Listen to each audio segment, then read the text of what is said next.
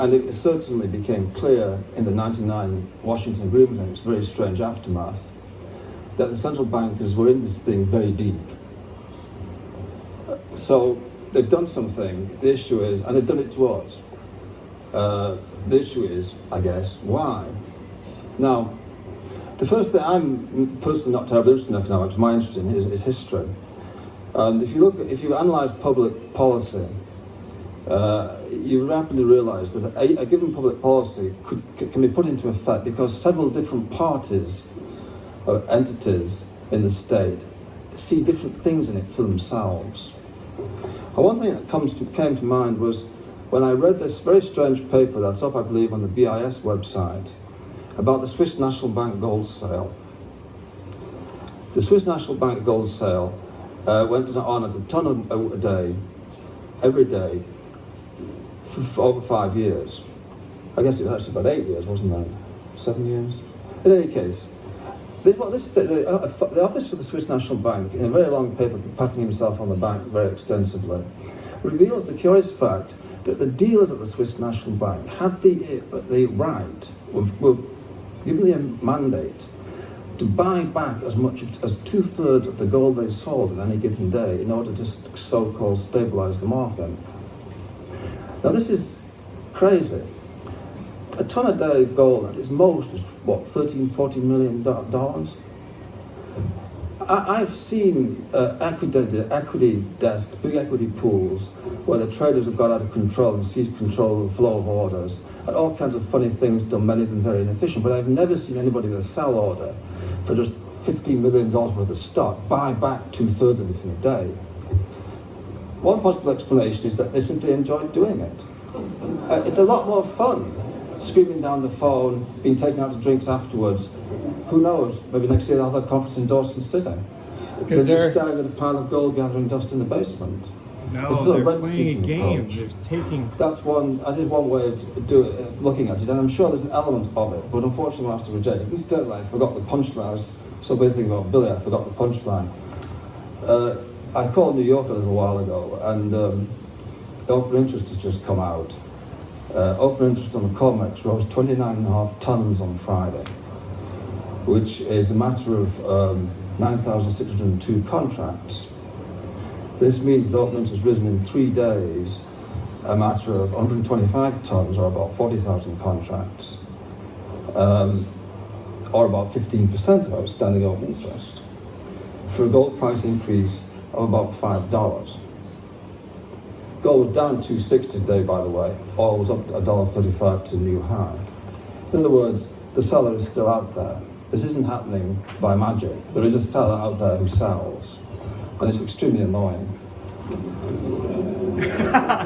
Anyway, on Billy's site, and I guess if you Google an LTCM in my name, you'll find 2 essays on the issue of LTCM capital management and its collapse, which Billy has already referred to. But I think that event is a tremendous window into the functioning of the late Clinton administration, and indeed of Washington and the central banking function generally.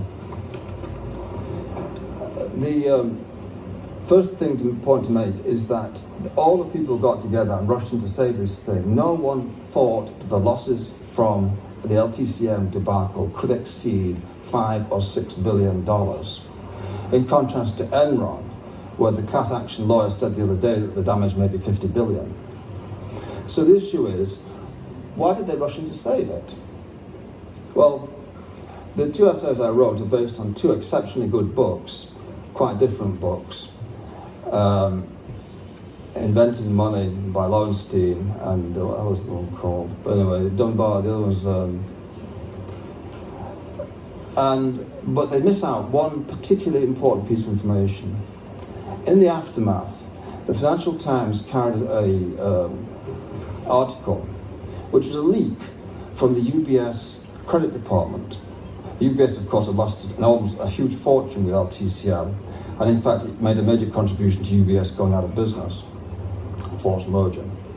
The credit department said, well, it's true that we're lending money to this outfit far in excess of our normal norms and on a superficially or in a reckless manner. However, 32% of the equity of LTCM is held by generally government-owned banks who are in a position to furnish it with sensitive information from their national markets. It's in cold blood in print. Admittedly, they expect it in the newspaper.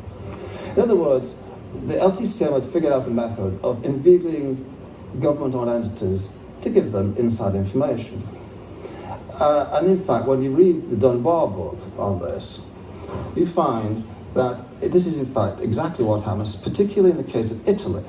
The Italians are the central bank that was most surfaced as being involved with LTCM.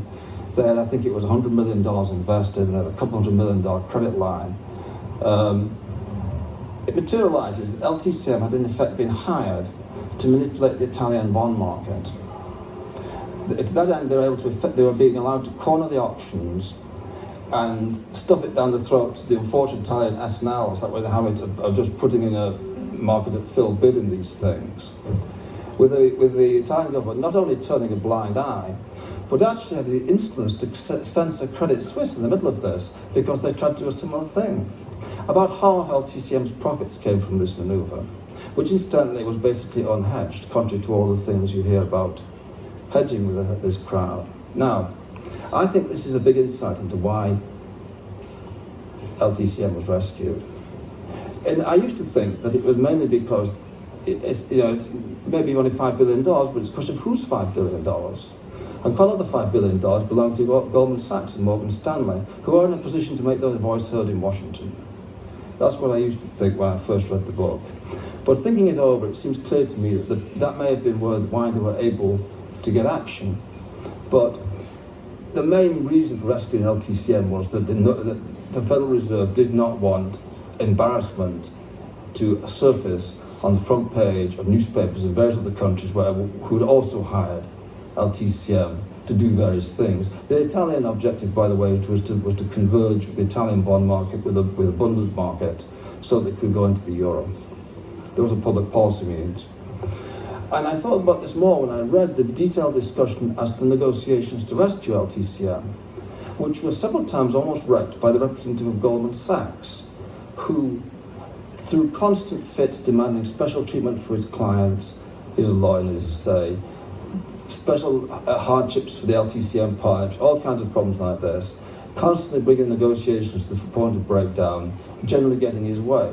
Meantime, Goldman Sachs lost $1 billion that August, had to suspend its public offering, and ultimately kicked their chief executive, John Corzine, upstairs to the US Senate.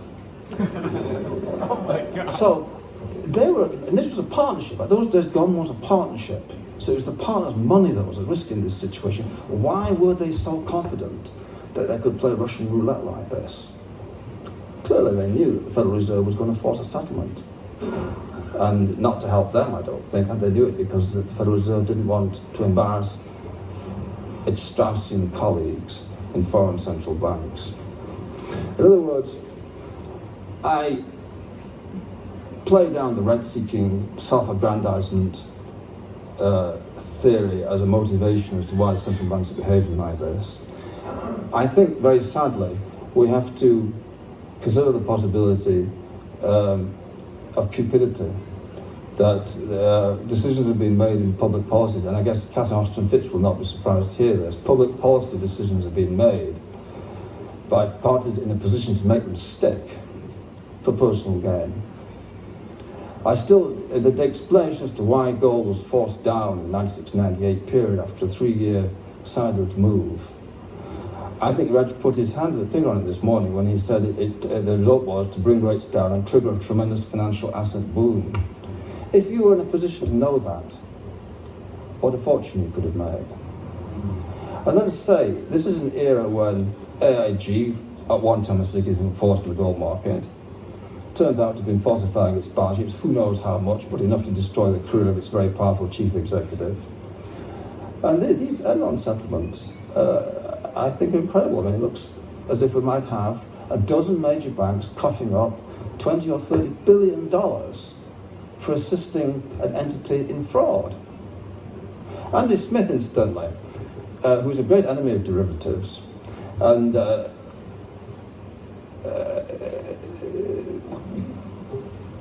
well, I obviously won't mind now, but told me the delicious story that when LTCM bought a warrant from when UBS bought a huge capital injection to LTCM on certain terms, the LTCM boys immediately turned around and shorted UBS stock because they thought anybody who was stupid enough to do a deal this bad should short their equity. And which since it worked, by the way.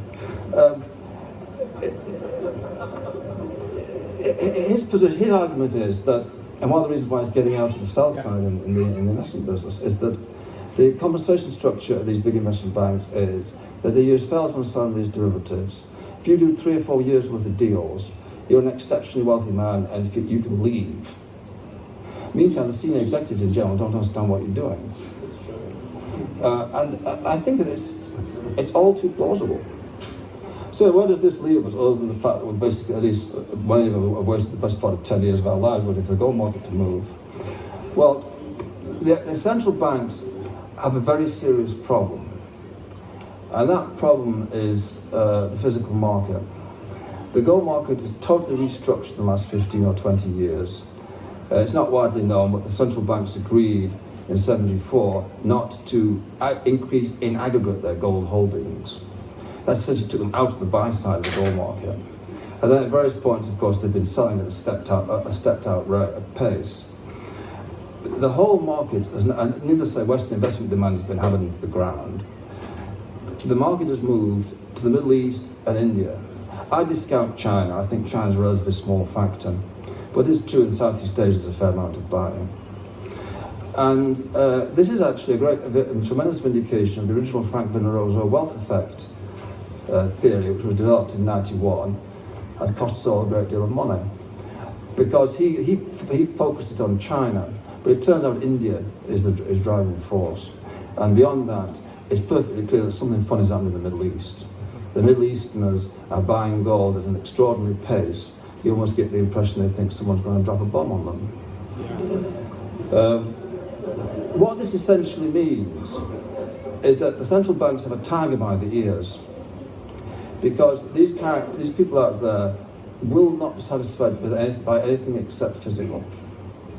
It is simply a question of when they run out. At that point, there's going to be enormous fortune-making inflection in the gold market, and I hope some of us are still alive to appreciate it. One slightly bright note, though. Reg is quite correct, and Smith in fact confirmed this. It appears that there's been enormous selling of options by the central banks. This seems to be their method of choice to hold the stuff down right now. So it may be that the cutting into the physical holding has gone even further than some of us thought. This last bout of selling, is no mean thing. If you add it up, it's substantial. So as I say, I think we're entitled to look upon the last decade with a sense of considerable outrage. We were robbed.